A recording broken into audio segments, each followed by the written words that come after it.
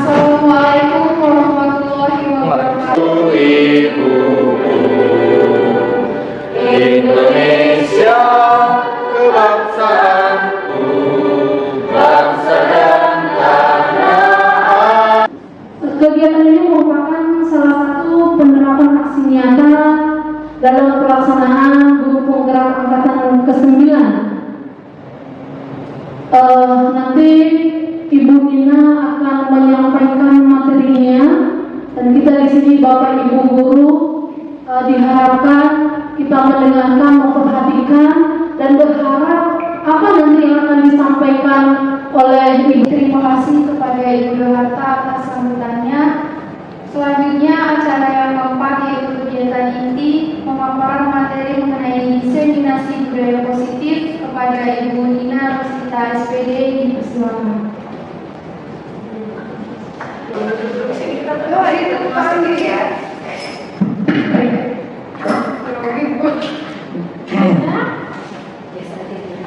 Baiklah. Bismillahirrahmanirrahim. Yang nama Bapak Kepala Sekolah yang diwakili oleh Tuhan selaku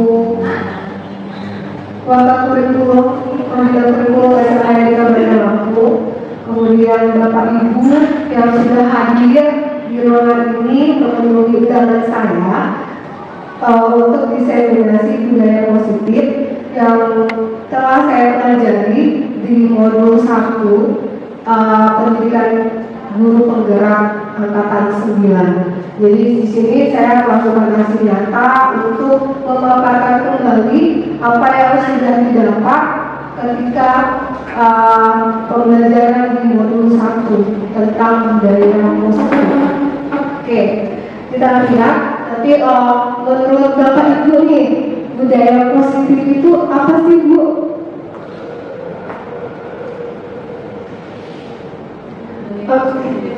Apa, Bu? Budaya kebiasaan baik. positif. Kebiasaan baik. Oke, kita lihat ya. Kalau misalnya dalam pengertian di sini adalah budaya positif di sekolah, yaitu nilai-nilai atau kebiasaan-kebiasaan di sekolah yang berpihak pada peserta didik agar mereka dapat berkembang menjadi pribadi yang kritis, penuh hormat, dan juga tanggung jawab. Jadi itu salah satu wujud dari budaya positif yang harus diterapkan di sekolah. Gitu. Jadi kita review juga kita sudah melaksanakan budaya positif di sekolah atau belum, atau mungkin ada bagian-bagian yang lainnya gitu ya, yang bisa kita terapkan nantinya gitu. Oke, selanjutnya ini ada konsep inti budaya positif. Yang pertama adalah perubahan paradigma belajar. Yang selanjutnya adalah disiplin positif. Ada nilai-nilai kebajikan, kemudian kebutuhan dasar manusia, motivasi perilaku manusia, ada posisi kontrol guru, kemudian ada keyakinan kelas, dan terakhir ada segitiga restitusi. Dalam kita bahas satu-satu, dan kita juga bisa review atau introspeksi gitu ya untuk masalah ini.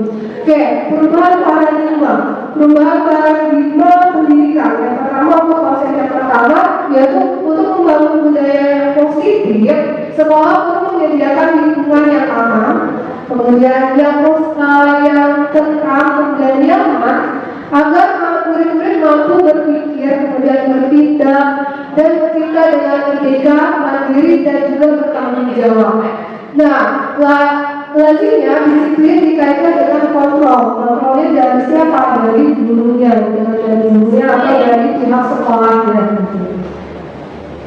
Selanjutnya, pembelajaran dan paradigma baru. Bapak Ibu sudah pernah dengar nggak tentang pendidikan atau pembelajaran berdiferensiasi? Dan Bu Novi, silakan Bu Novi, apa pembelajaran berdiferensiasi itu? Pembelajaran yang dipersiapkan dulu itu sesuai dengan minat, bakat, dan gaya kerja siswa. Oke, terima kasih Bu Novi. Salam Bu Novi. Oke, untuk pembelajaran diferensiasi benar sekali yang dikatakan oleh Robi bahwa pembelajaran yang dipersiapkan terlebih dahulu sama gurunya bukan yang berdasarkan mulai dari RPP-nya ini dibuat yang berdasarkan dengan minat, kemudian profil belajar si murid dan kesiapan belajar siswanya gitu kan. Misal kita tidak bisa kalau di diferensiasi kita tidak bisa menyamaratakan untuk peserta didik kita gitu. Misal kita mau kasih tugas mereka tentang merangkum semua gitu kan. Kan ada gaya belajarnya yang nggak bisa cuma tulis doang gitu. Atau kita sebelumnya kita melakukan asesmen awal dulu gitu.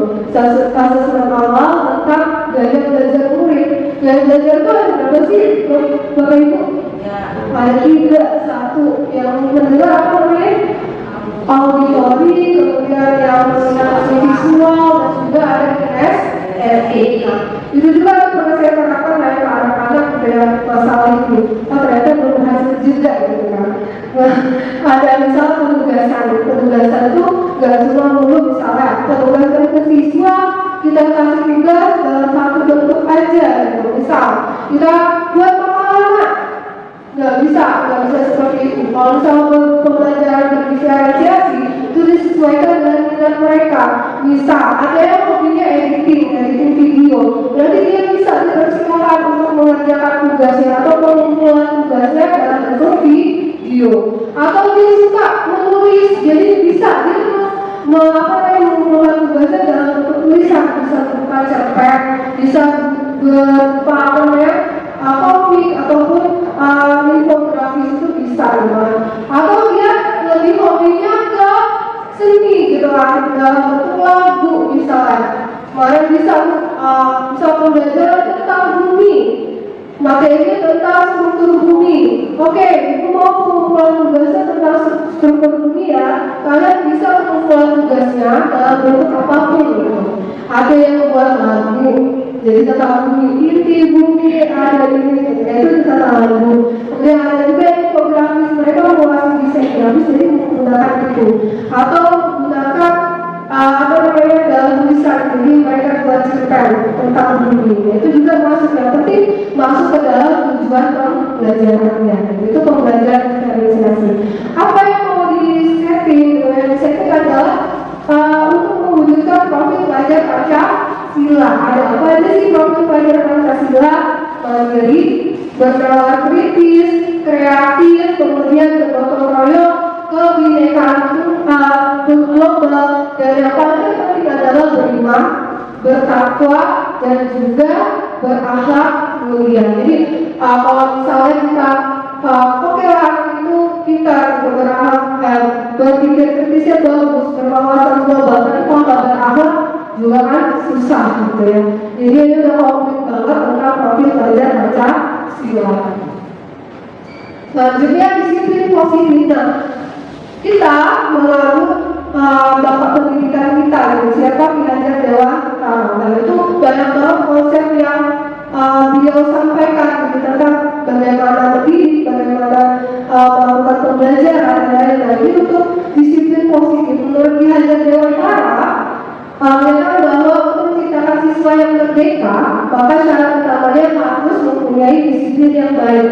Nah, yang baik itu disiplin diri yang berasal dari motivasi internal. Kalau misalnya motivasi itu kan ada beberapa ya, ada dua ya, dari internal maupun dari eksternal. Kalau misalnya dari siswa kita nggak ada motivasi internal, berarti kita yang masuk menjadi motivasi eksternalnya gitu.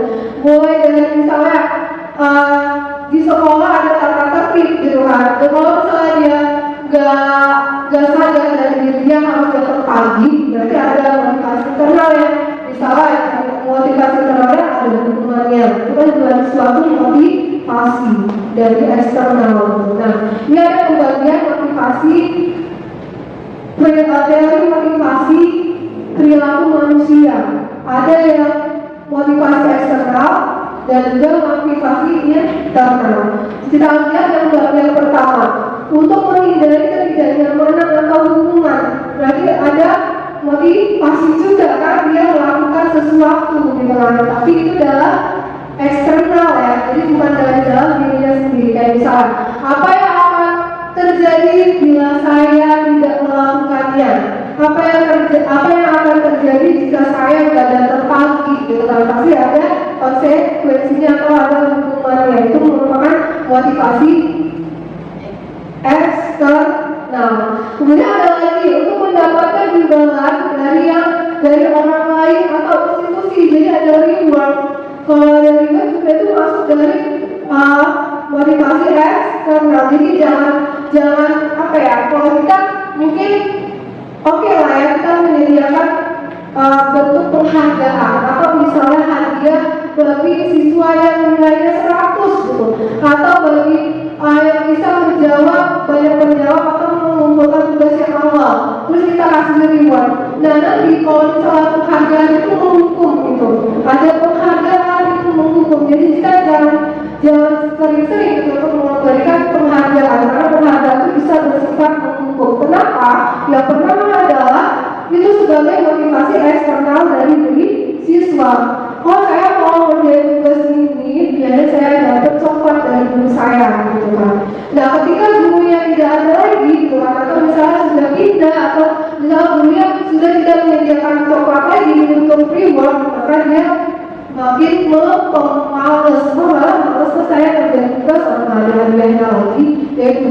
Itu salah satu bentuk misal penghargaan yang menghukum.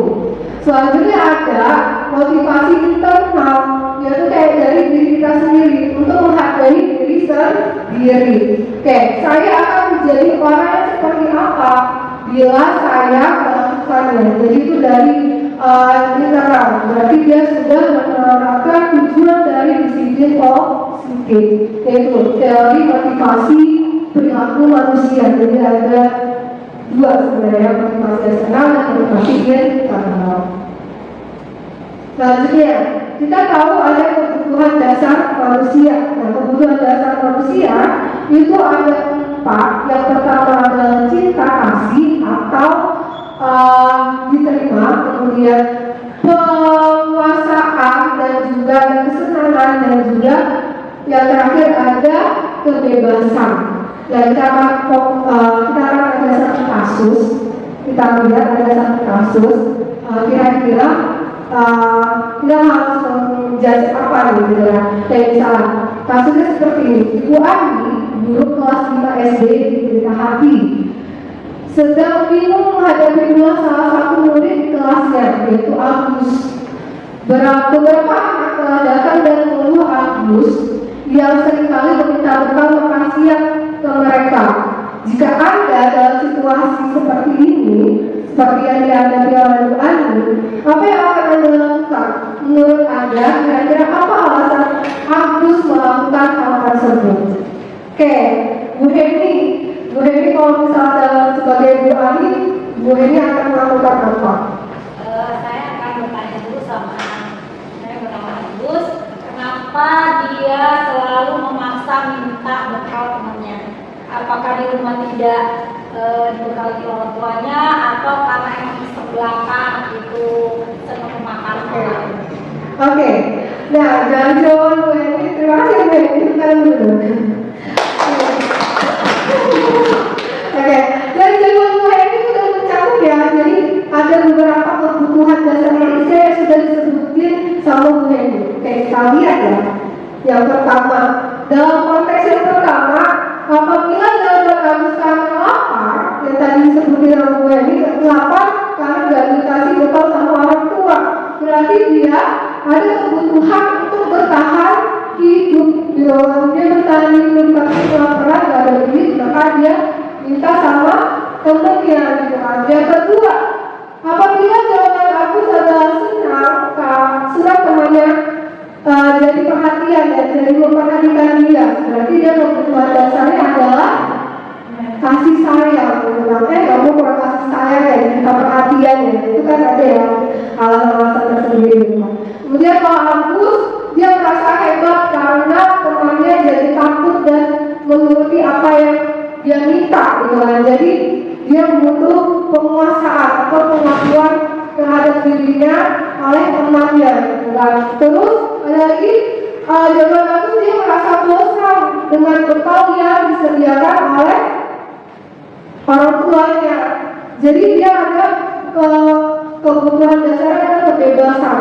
Saya sebenarnya berkali bosan kalau guru, tapi kok selalu dikasih belajar. Ternyata dia teman-temannya berkali enak-enak nih, makanya mengganggu dari temannya. Terus ada lagi Isam karena bisa menikmati ekspresi wajah temannya yang kesal, yaitu Isam ya. Banyak anak kita yang seperti ini kan. Ada juga yang kebutuhan dasarnya yang lain. Karena kebutuhan dasarnya adalah yang tidak terpenuhi adalah kesenangan. Jadi dia Isam aja bisa melakukan ini.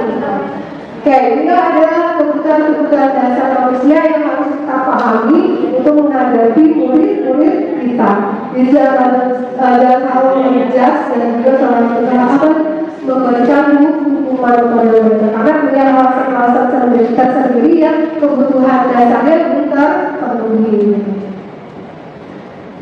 Nah, ini menarik nih kalau misalnya materi tentang 5 posisi kontrol guru.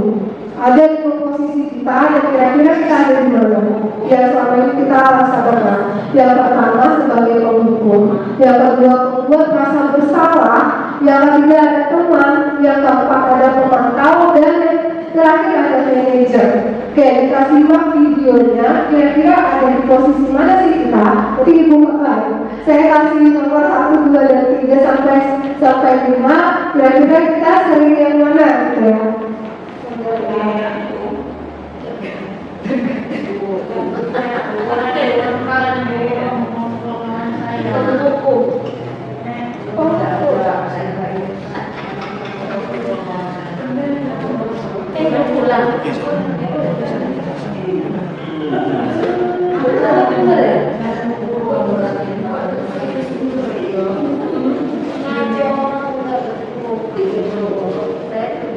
Oke, pastinya ada terlambat ya, Bu.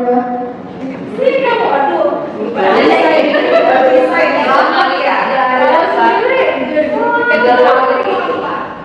Tiket. Kamu deh. Ini yang pertama ya, Bu ya. Apa coba? Tiket apa sih yang tidak terlambat? Malah sekali yang ada unsur bullying. Sih kamu. Oke, siapa yang terakhir ini? Yang foto pasien ini. Bisa dalam diri.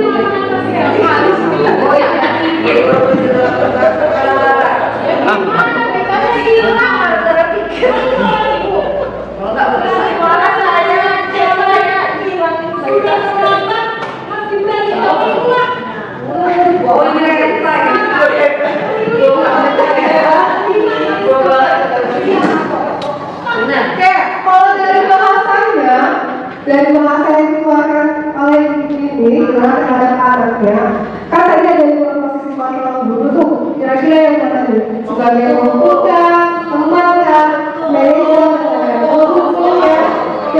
Yang pertama udah dari kata-katanya, kamu ini selalu datang terlambat gitu kan. Terus apa lagi? Kamu lagi.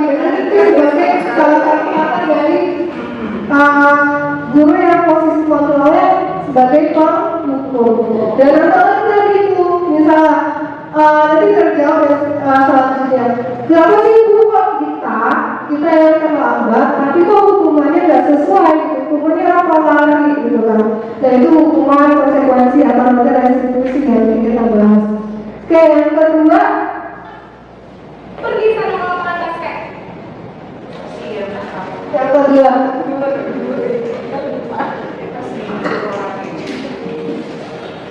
Di Indonesia kayak gitu.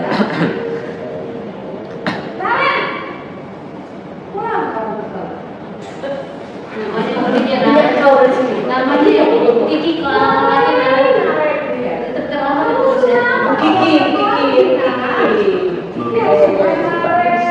Kiki. Kamu senang ya bikin ibu susah ya?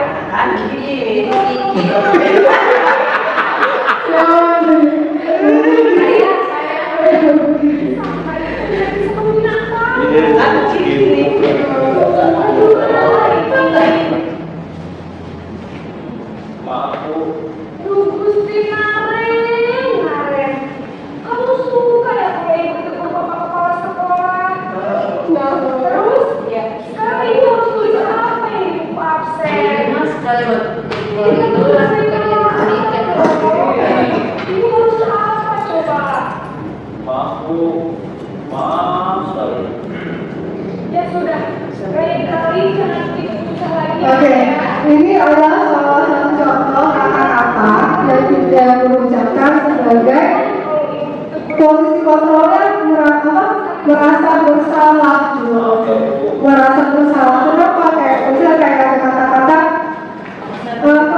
kamu gak kasihan sama ibu, nanti ibu ditegur sama kepala sekolah gitu kan. Itu sebagai merasa bersalah. Jadi lanjutnya cara ketiga.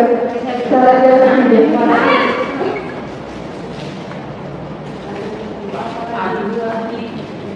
Oke, Apa peraturan sekolah kita tentang jam berapa kita harus masuk sekolah? Nah, Woi, lah, lu kenapa malah berusak ini? kemarin juga tahu Maaf Bu, saya harus tinggal kelas pas jam istirahat selama 20 menit. Iya benar, konsekuensinya demikian.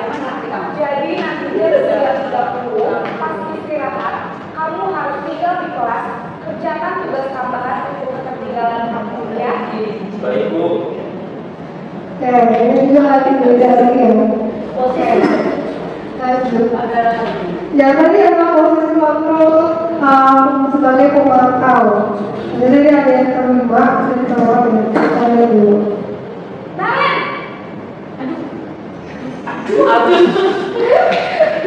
Kayak suatu nasihat aluan. Maaf Bu. Siapa nih gue? Saya giliran yang bagus itu dorong. Jadi sekarang bagaimana ini? Maaf Bu. Saya lupa saya semalam. Baiklah, menurut kamu, Bandung kira-kira sekolah yang mana yang perlu kamu tingkatkan? Nggak ada kayaknya nggak ada. Jadi kita nggak kayak gitu. Kalau ini sebagai posisi kontrol dulu sebagai manajer. Jadi manajer. Perbaiki. Jangan salah kalau ini kalau kita kalau siswa-siswa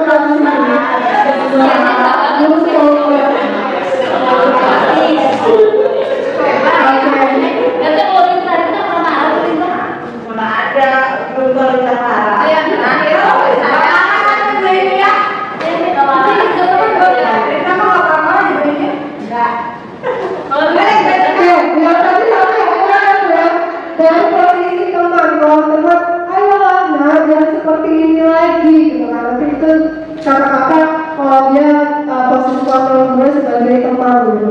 Dari nah, kalau kehukum tetap ya bisa kehukum dalam verbal maupun isi.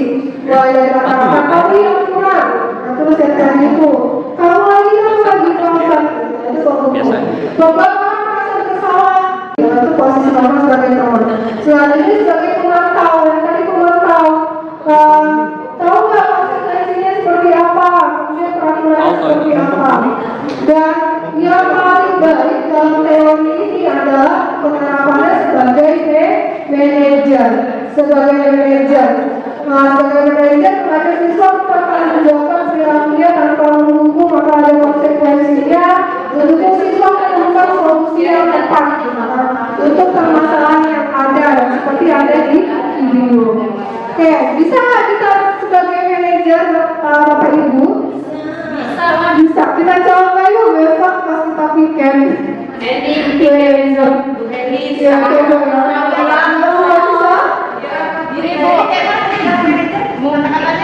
Itu dong,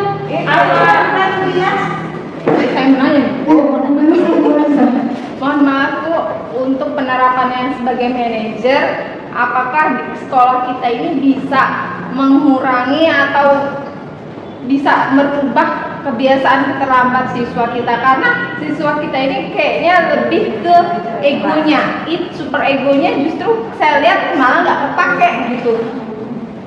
Terima kasih Bu Ganisa, guru BK yang sudah menjawab jasa merah itu.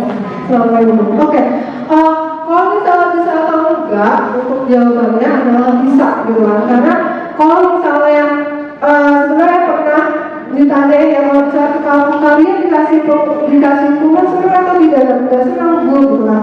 Karena kita juga belum pernah mencoba gitu kan, gimana kita memposisikan diri kita sebagai manajer sebelumnya ya kan. Coba kita besok kita coba kalau misalnya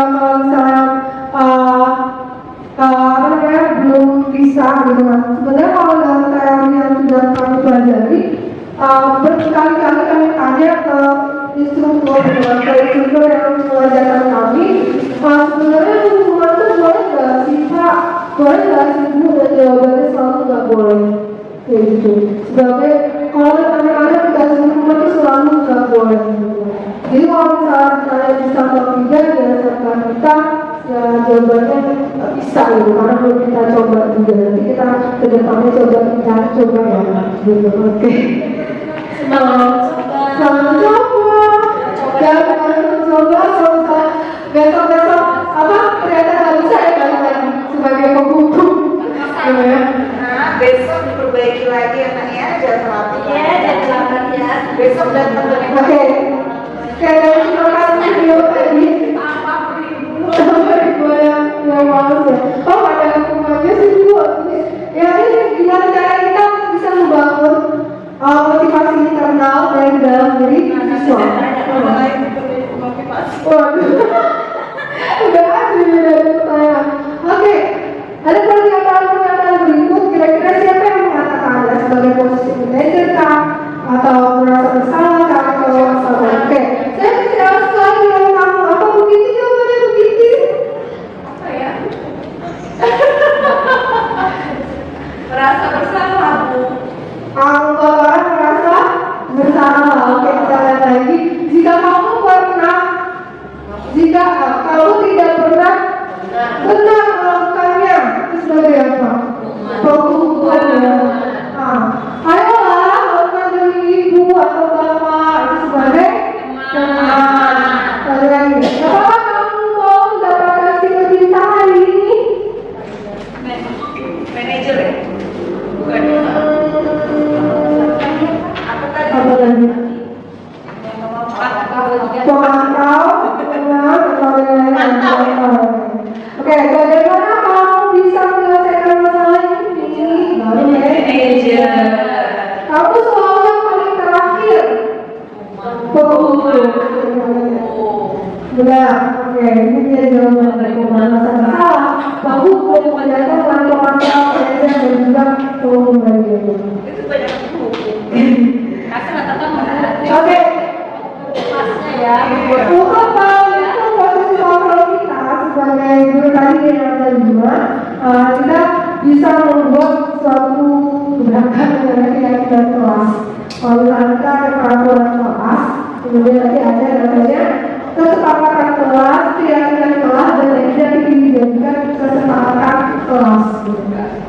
Oke, keyakinan kelas itu apa sih? Keyakinan kelas adalah nilai-nilai kewajiban atau prinsip-prinsip universal yang disepakati bersama. Jadi kita harus sepakati bersama, kita harus bikin bersama siswa gitu kan. Lepas dari latar belakang suku, negara, bahasa maupun agama. Oke, semua perilaku yang memiliki tujuan itu nanti kesepakatan kelas. Lanjut. Nah, pembentukan keyakinan kelas atau kesepakatan kelas. Keyakinan kelas bersifat abstrak daripada peraturan yang lebih rinci dan lebih konkret. Terus keyakinan kelas berupa pernyataan universal dan pernyataan positif. Jadi kalau misalnya peraturan kan misalnya jangan buang sampah sembarangan, mungkin bisa diganti dengan jagalah kebersihan misalnya. Terus ada lagi dilarang merokok atau misalnya apa gitu, diganti dengan kawasan bebas merokok. Biasa dibuat dengan kalimat-kalimat positif. Karena kalau misalnya pernah yang menggunakan siswa kalau misalnya dilarang ya pasti dilakukan gitu. Dan juga kalau misalnya baca parenting kalau misalnya seorang ibu gitu kan dibiasakan untuk tidak menggunakan kata jangan atau misalnya apalagi gitu ya kalimat yang negatif gitu. Jadi bukan jadi kalimat yang positif itu dalam penggunaan keyakinan kelas. Nah, keyakinan kelas sebenarnya tidak terlalu banyak agar mudah diingat oleh siswa. siswa, jadi 3 sampai 7 ya Sama kelas aja. aja. Tidak menggunakan menggunakan gawai untuk menunjang pembelajaran. Jadi kalau misalnya tidak diperbolehkan untuk menggunakan handphone, jadi nggak boleh menggunakan handphone. Terus sebagai suatu bentuk nilai universalnya adalah menghargai, atau data tepat waktu atau on time. Nilai universalnya adalah tanggung jawab terhadap dirinya. Itu salah satu bentuk dari keyakinan kelas. Nah, dalam beberapa keyakinan kelas, jika terjadi pelanggaran, tentu ada sanksi, hukuman ataupun restitusi. Hukuman berupa identitas yang gagal, kalau dalam teori ini ya, kalau teori yang dijelaskan oleh dosen. Jadi, hukuman itu sebagai identitas yang gagal, sedangkan restitusi dan juga konsekuensi itu identitas yang berhasil. Jelasnya bisa lihat tabel berikut. Oke. Ada hukuman, katanya kalau hukuman itu identitas yang gagal, kemudian identitas yang berhasil adalah konsekuensi ataupun restitusi. Oke, bisa dilihat perbedaannya Bapak Ibu. Kalau hukuman murid atau anak belajar menyembunyikan masalahnya, kedua kalau misalnya konsekuensi murid atau anak belajar pura-pura, dan restitusi belajar memecahkan masalahnya. Jadi ada sekali lagi yang saya dapat dalam pembelajaran selama ini, yaitu hukuman diperbolehkan atau tidak. Bapak Ibu ternyata tidak boleh. Ya walaupun tidak mungkin ya. Sempat kalau misalnya ditanya, nggak mungkin Pak kalau anak SMA kalau nggak ada hukuman ya, tetap ditegaskan lagi tidak boleh ada hukuman.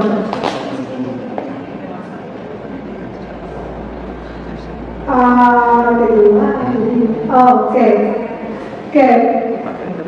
Kira-kira yang masuk kemarin itu hukuman atau konsekuensi. Ya, bisa mencatat 100 kali dalam kalimat saya tidak akan terlambat lagi karena berangkat ke sekolah adalah hukuman. Yang kedua, lari menuju lapangan basket karena berangkat lagi di sekolah. Murid diminta untuk push up 15 kali karena tidak menggunakan masker. Coba lagi ya. Menggantikan kertas tugas semua yang dicoret-coret. Konsekuensi. Oke. Membersihkan tempat air di meja tulis karena tersenggol. Konsekuensi. Murid disuruh untuk mengenakan sepatu seharian di sekolah karena tidak menggunakan sepatu hitam. Konsekuensi atau hukuman. Oke. Lari menuju lapangan. Konsekuensi dan hukuman dari penjelasan. Masuklah konsekuensi.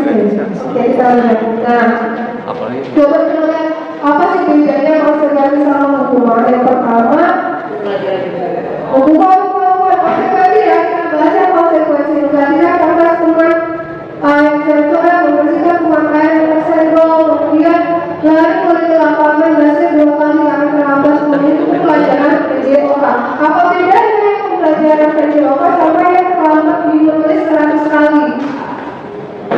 Nah, kalau konsekuensi itu yang dipertanggungjawabkan sama diri dia sesuai. Apa kesalahan dia berarti sesuai itu yang harus dilaksanakan. Kalau misalnya yang atas sama yang bawah, yang kaki sama kalimat awal itu kan beda.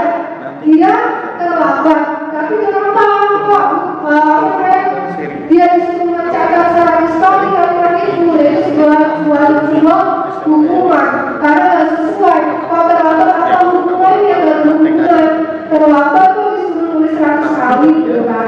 Nah yang di bawah lari memiliki lapangan, dia sesuai karena apa? Dia lagi pelajaran PJOK sesuai dengan pembelajaran yang baik, dikasih konsekuensinya suruh lari. Itu bedanya dari hukuman dan konsekuensi. Ya, lanjut ada segitiga restitusi. Nah, mungkin pernah diterapkan ya Bapak Ibu ya. Validasi tindakan yang salah, tahapannya yang pertama menanyakan identitas, validasi tindakan yang salah dan juga mencantumkan identitas ya. Menanyakan oke, tapi kita lihat satu-satu ya. Oke, suatu proses dalam yang dijalankan oleh guru akan dapat menghasilkan murid yang mandiri dan bertanggung jawab. Oke, sekarang lihat.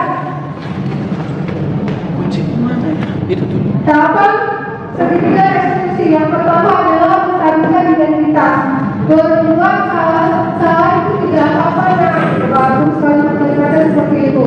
Tidak bisa menyelesaikan ini. Bapak Ibu tidak terkait mencari siapa yang salah, tapi Bapak Ibu ingin mencari solusi yang terbaik. Itu yang pertama untuk menstabilkan identitas. Yang kedua adalah validasi tindakan yang salah. Padahal kamu bisa melakukan yang lebih baik, lebih dari ini. Lagi, kamu harus bangga pada dirimu sendiri karena kamu telah memenuhi sesuatu yang sengaja padamu. Dan yang terakhir, pada menanyakan keyakinan. Sebelumnya kita sudah buat keyakinan kelas, kita tanyakan kembali. Dengan keyakinan apa yang kamu lakukan, misalnya bukan tanggung jawab. Sebenarnya yang gagal karena dia melaksanakan segitiga restitusi. Ya, saya pernah buat videonya dan silakan Bapak Ibu kira-kira bisa langsung menerapkan penyelesaian masalah dengan segitiga restitusi. Ya, mereka sambil dimakan.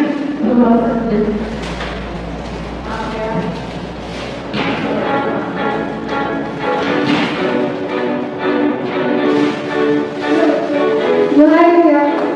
Nanti kasusnya mereka nanti. Hah? Oke, sekarang satu anak melakukan orang-orang pelanggaran yang mereka belajar, mereka dia berobrol. Jadi kayak sedikit.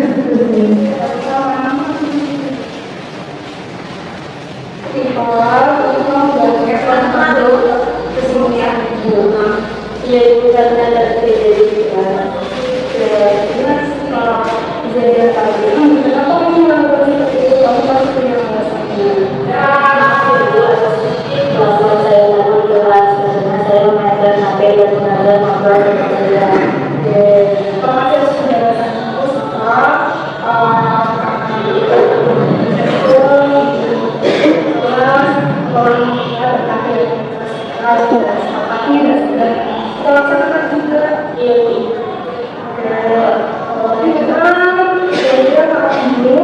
sudah sesuai dengan proses selalu dari dulu dengan guru saya bagaimana kami menjalankan berupa kami tahu kegiatan kelas, kemudian bagaimana dengan tindakan kamu tadi, apakah kamu akan mengulangi hal ini? Sebelumnya saya minta maaf dulu karena membuat kejadian yang tidak membantu dengan senang hati. Saya tidak akan mengulanginya. Juga apresiasi yang kamu dan juga apa yang untuk perbaikan ke depannya, karena seperti biasa yang kamu membuat kegagalan di kelas itu. Ibu harap dari sekolah, pelajaran siapapun kamu tetap fokus untuk belajar. Ini salah satu contoh dari penerapan segitiga restitusi. Jadi tidak lagi menjat siswa, tapi kita memvalidasi kesalahan itu, gitu kan? Menstabilkan identitas juga, terus menanyakan keyakinan siapa yang telah melanggar kesalahan, apa keyakinan yang telah melanggar dia. Ini juga ada salah pasti. Dari masalah penerapannya seperti itu polanya, kita menerapkan segitiga restitusi.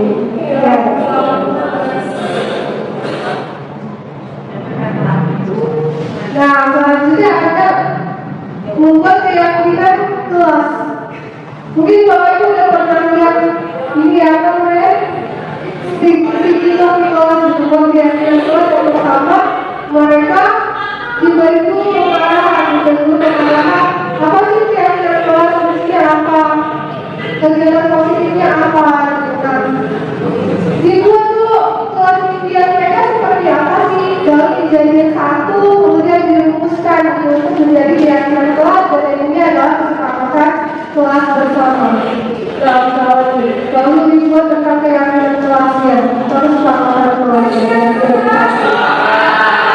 Nah, sudah disepakati bersama, mereka menyatakan sepakat dengan dibuka tanda tangan dan dihasilkanlah kesepakatan kelas. Misalnya, kesepakatan kelas pembelajaran yang bisa dari lingkup kecil dari pembelajaran kita. Kayak misalnya pertama dari kita kecil, kesepakatan kelas pembelajaran proyek IPAS. Yang pertama menghargai orang yang berbicara, berarti kan saling menghormati dan mulai membagikan universalnya. Kemudian beberapa proyek dalam melaksanakan piket, sifat juga beberapa proyek. Terus selanjutnya adalah melaksanakan praktik sekolah, itu tanggung jawab dari siswa dan membagikan universalnya. Kemudian menjaga etika dan juga soal satu juga masukkan ya kebajikan soal satu juga. Terus hasil tepat waktu itu juga sebagai bentuk tanggung jawab dan menggunakan gawai untuk menunjang pembelajaran juga suatu bentuk tanggung jawab. Jadi itulah Bapak Ibu budaya positif, materi budaya positif yang bisa kita terapkan di sekolah dengan mulai dari kita coba untuk mengurangi adanya hukuman, menerapkan suatu penyelesaian masalah dengan kegiatan segitiga restitusi. Kemudian juga kita tahu ada konsekuensi hukuman dan juga restitusi. Semoga kita bisa melaksanakan yang identifikasi yang berhasil dengan masalah tentang konsekuensi dan juga restitusi. Jangan sampai ada hukuman liar. Saya berulang kali boleh kasih hukuman, boleh kasih hukuman, karena nggak boleh. Tapi ya kita kondisikan juga gimana kita menghadapi siswa dan kondisi siswa di kelas berdasarkan minat, kemudian profil belajar siswa dan juga kesiapan belajar siswa. Baik Bapak Ibu, itu saja yang bisa saya sampaikan masalah diseminasi budaya positif yang saya dapat di modul 1 kegiatan cerita calon guru penggerak. Terima kasih atas perhatiannya. Assalamualaikum warahmatullahi wabarakatuh.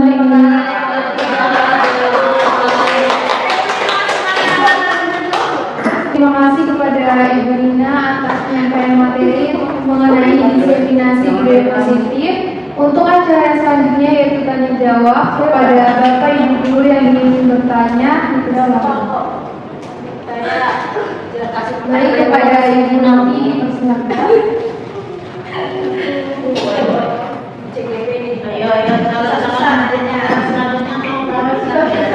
Assalamualaikum warahmatullahi wabarakatuh. Tadi pemaparan yang sudah disampaikan luar biasa ya, banyak sekali ilmu dan pengalaman yang sudah di-share ke kami. Saya ada beberapa pertanyaan Bu Nina terkait penerapan budaya positif ya. Yang pertama, saya ingin mengetahui sejauh mana penerapan budaya positif yang sudah dilakukan di sekolah ini serta dampaknya apa ya untuk anak-anak di sini. Dan yang kedua, saya ingin mendapatkan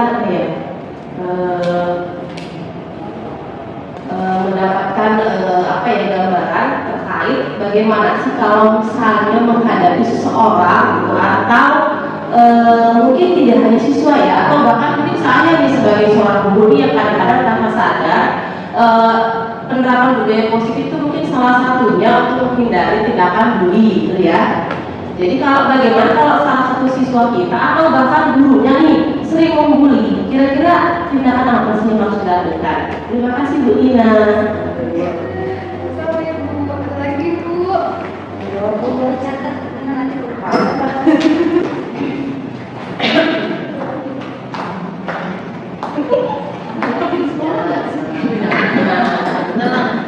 Oke, yang pertama pertanyaan dari Komodis, semoga terima kasih untuk pertanyaannya. Yang pertama adalah sejauh mana budaya positif yang sudah dilakukan. Yang pertama kan tadi ada banyak ya. Untuk segitiga restitusi dalam penerapannya, yaitu tadi cuma sebagai praktek pendidikan dulu ya. Makanya sempat ada masalah sama salah satu guru dan bukan guru di sini. Nah, terus sempat ditegur juga sama salah satu PP yang ngajar prakteknya. Coba Bu, diterapkan Bu segitiga restitusinya. Ya udah, saya terapkan juga. Saya dulu itu ke sekolah gitu kan, terus saya menggali validasi permasalahan gitu. Walaupun dia masih belum selesai juga, itu salah satu penerapan yang sudah saya lakukan mengenai segitiga restitusi. Itu berada termasuk dengan teman sejauh yang pertama. Terus yang kedua, nanti kesepakatan kelas yang baru saya tawarkan dicoba di kelas 10 JKT, dan mereka tertarik gitu kan, apalagi saat menuliskan mimpi-mimpi mereka, mimpi kelas impian, kemudian kesepakatan apa yang mau mereka sampaikan. Ternyata banyak yang mencurahkan tentang kelas ini banyak cepunya atau misalnya banyak ininya, dan lainnya itu dibaca sama teman sekolah ini bisa untuk kesadaran diri mereka juga, dan bisa bentuk tanggung jawab bagian terhadap kesepakatan kelasnya. Terus budaya positif yang lain kan bisa ya, misalnya di PS yang sudah diterapkan, pemisahan sampah. Ya saya juga dalam kan sejujurnya bukan saya bahkan tiket, walaupun kayak teorinya seperti ini tapi nggak bisa dijalanin gitu kan. Berusaha untuk tidak mengukur anak dan juga tidak marah-marah sebenarnya, tapi ya itu sebagai bertahap gitu untuk penerapannya ke depan. Kemudian ada lagi pertanyaan bagaimana kita sebagai menghadapi kasus bullying gitu kan. Kasus bullying memang tanpa sadar bisa berupa fisik ataupun berupa verbal, tapi kebanyakan berupa verbal. Yang pertama, kita tanyakan dulu sikap kepada siswa yang sebagai korbannya gitu. Kamu merasa terbully atau tertekan atau seperti apa gitu. Ketika memang mereka dia atau misalnya kita bisa menyelesaikannya gitu. Bukan kita yang menyelesaikan, tapi kita bisa memberitahu kepada seseorang yang suka membuli gitu kan, tapi tidak di depan anak-anak gitu. Kalau misalnya kita di depan anak-anak, sama juga kita melakukan proses bullying juga kepada anak tersebut gitu, kayak melakukan pembulian. Jadi kita panggil, kita selesaikan lagi, kita coba pakai segitiga restitusi tadi memvalidasi dan apa sih keyakinan yang sudah kamu langgar ketika kamu membuli gitu kan. Dan setelah ada teman sejauh juga seperti itu bisa gitu kan. Kemudian baru kita menyelesaikan ketika kita tidak bisa, karena kita bukan ranahnya gitu kan, kita bisa bawa ke guru BK. Guru BK lebih ke prosesnya gitu kan, prosesnya kalau misalnya masih terulang lagi ya bisa panggil orang tua dan baru ke atasan gitu kan, ke betul ataupun ke kepala sekolah. Tapi ya bisa diselesaikan. Kalau bisa diselesaikan dengan kita sebagai kita yang tahu gitu ya, kita yang tahu aku ada proses ini itu kalau bisa kita selesaikan kita. Jadi harapannya nggak bisa bagi-bagi untuk melakukan pembelian. Itu sih bu kalau saya. Iya bu. Kalau misalnya it's okay itu kalau siswa ya, tapi kalau gimana kalau misalnya ternyata nih yang membuli itu sebenarnya oknumnya rekan sejawat kita sendiri nih. Mungkin dia juga nggak sadar sih dia membuli ya, tapi mungkin dia karena dia rekan sejawat, terus dia mungkin tanpa dia sadar dia membuli baik secara verbal ya. Kira-kira apa ya yang harus kita tindakan yang harus kita lakukan? Oke, kalau misalnya dari kita kan tahu tuh tentang guru tersebut gitu. Kalau misalnya kita sendiri yang guru atau apa mungkin ada ketersinggungan atau ketidakterimaan gitu. Kita harus ada validasi dulu, misalnya kalau ini ibunya ibu atau bapak ini melakukan hal ini gitu terhadap siswa atau terhadap sejawat. Kita udah ada bukti oke, ya ada validasinya dulu ke korbannya gitu kan, baru kita bawa misalnya kalau bisa face to face bisa diselesaikan, tapi kayaknya nggak karena itu lebih ke teman sejawat yang lebih bisa tersinggung gitu. Kalau kita malah bisa memutus silaturahmi. Jadi kita lihat dulu tuh dan langsung menegur ke orangnya, dan kita validasi sudah ada bukti baru kita bawa ke atasan. Biar atasan yang menyelesaikan masalah itu. Karena yang lebih mengumpulkan adalah dia ke atasan kita. Itu benar. Salah satu buktinya ini ya Bu, bilang ke sedangkan banyak siswa yang menyampaikan ke kita masalah pembulian guru nih misalnya, guru membuli siswa seperti itu. Jadi banyak aduan dari siswa bahwa guru itu membuli kami nih Bu. Apakah siswa tersebut bisa kita bawa ke atasan atau gimana itu? Oke, Iya, karena nggak hanya satu atau dua siswa sih yang ngomong, banyak. Oke, kalau masalah seperti itu, mungkin kalau siswa nggak bisa kita langsung bawa ke atasan ya. Kita udah punya bukti otentik dan nanti yang atasan yang menyusun dulu. Jadi kita yang udah punya bukti tidak bisa menghakimi dan tidak bisa langsung menyelesaikan di situ.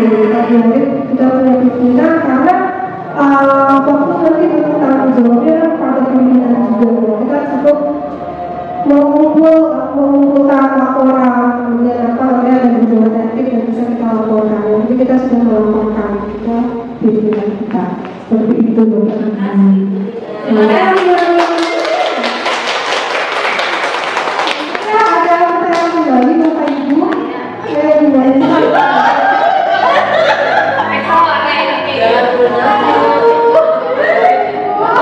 Kan selama hampir 1 tahun ternyata mungkin dari saya sendiri yang kurang berkualitas atau bagaimana, tapi saya katakan aplikasinya kurang.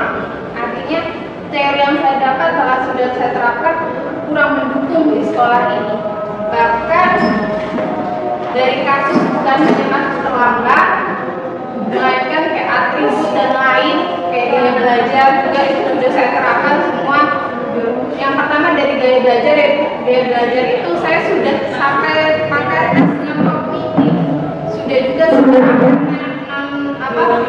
tes gaya belajar, pakai gaya belajar itu sudah saya terapkan.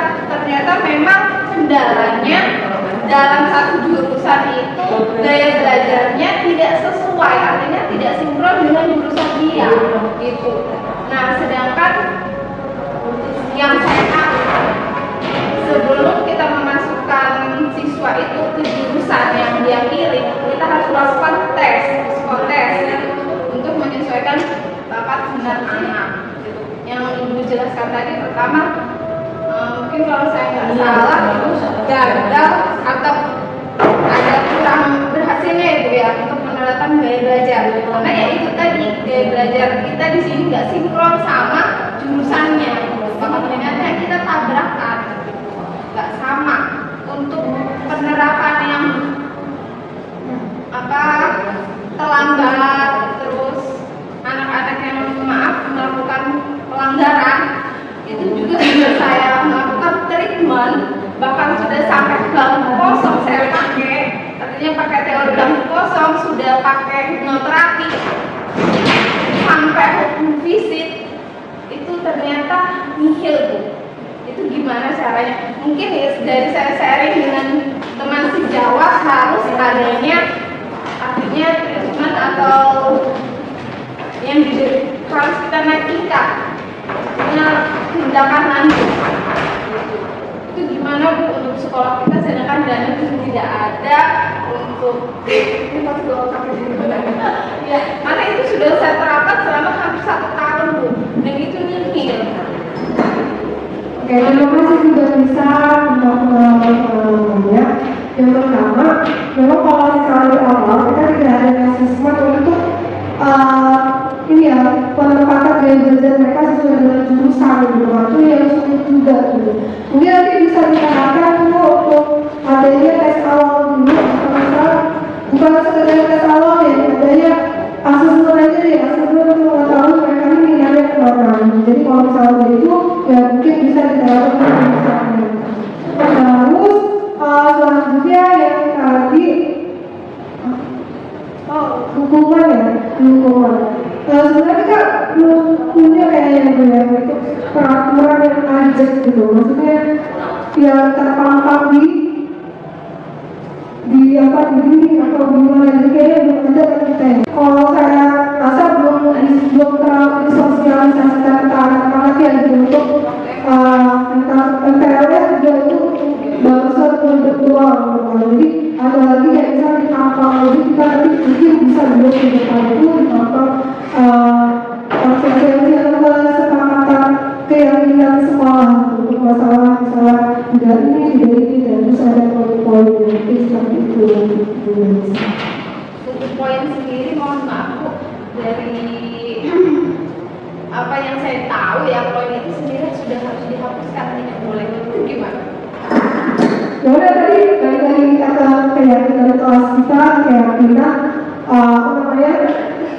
kita. Soalnya yang saya lihat sih belum ada di ruang saat itu. Kalau peraturan memang nggak ada bunyinya peraturan gitu. Tapi kalau bunyinya keyakinan atau misalnya kesepakatan, kita kan belum mengenal bareng-bareng tuh ke siswa. Apa yang misalnya kalian konsekuensinya seperti apa gitu. Kalau misalnya kalian melanggar kata-kata yang seperti ini, itu konsekuensinya. Kan selalu dari pihak sekolah gitu yang menentukan masalah tentang peraturan ataupun hukuman dan lain-lain. Kalau untuk menanyakan ke siswa, kita belum ada kesepakatan sepertinya seperti itu. Dari saya.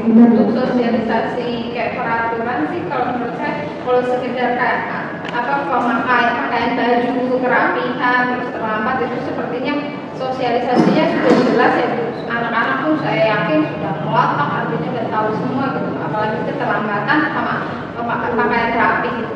Tapi tetap juga Bu, artinya saya sudah pakai teori bangku kosong dan bahkan fisik sudah pakai teori hipnoterapi, tetap itu nggak ngaruh. Itu gimana Bu? Dan itu kayak kita bersama untuk menyelesaikan itu. Karena Kayaknya di materi perhukuman, sikap perhukuman terhadap siswa sama konsekuensi itu menarik sekali. Ingin saya tanyakan bagaimana trik seorang guru itu bisa mengatasi salah satu siswa yang memang benar-benar siswa itu luar biasa akhlaknya yang menurut kita itu dengan berbagai nasihat, dengan berbagai teguran belum bisa berubah. Nah, berikan triknya, mengatasinya ya, apa bentuk kesabaran atau bentuk apa yang lain. Terima kasih. terima kasih Bu Kiki. Jadi kita lihat dulu sih sebenarnya siswa ini seperti apa sih Kak? Dia mengulang kembali nggak sih untuk masalah kesalahan dia gitu ya. Tetap tadi dipakai dengan segitiga restitusi tadi untuk validasi kemudian dan lain-lain. Kalau misalnya dalam teori seperti itu dan juga konsekuensi dan juga hukuman seperti tadi yang saya sampaikan, hukuman itu kan secara sepihak dari guru saja gitu kan. Pasti kalau misalnya ada siswa ditanya nih, kalau misalnya siswa kamu kurang kasih hukuman seperti ini dan suka kita coba suatu kesepakatan kita kepada siswa. Kalau konsekuensi itu sudah ada misalnya kesepakatan kita bersama siswa, berarti mereka ketika melakukan kesalahan mereka sudah tahu konsekuensinya seperti ini gitu kan. Jadi ya mereka bakalan menerima hukumannya dijalankan. Kalau misalnya mereka berulang-ulang lagi berarti memang udah habit mereka dan kita harus selalu gitu kan, selalu mengingatkan dan juga menerapkan yang tadi konsekuensi dan kesepakatan tadi yang kita sekolah kita atau di kelas kita kepada siswa dari situ kalau dari sana. Terima kasih. Terima kasih Bu Kiki sudah setia ya Bu. Oke. Terima kasih Bapak Ibu atas pertanyaannya yang sangat menarik dan juga mengundang saya juga untuk berpikir keras untuk menjawab pertanyaan Bapak Ibu. Terima kasih. Saya kembalikan kepada Si. Baik, terima kasih kepada Bapak Ibu Dewan Guru atas pertanyaannya dan terima kasih juga kepada Ibunya atas jawabannya. Acara demi acara telah kita lalui dan tibalah kita pada penghujung acara yaitu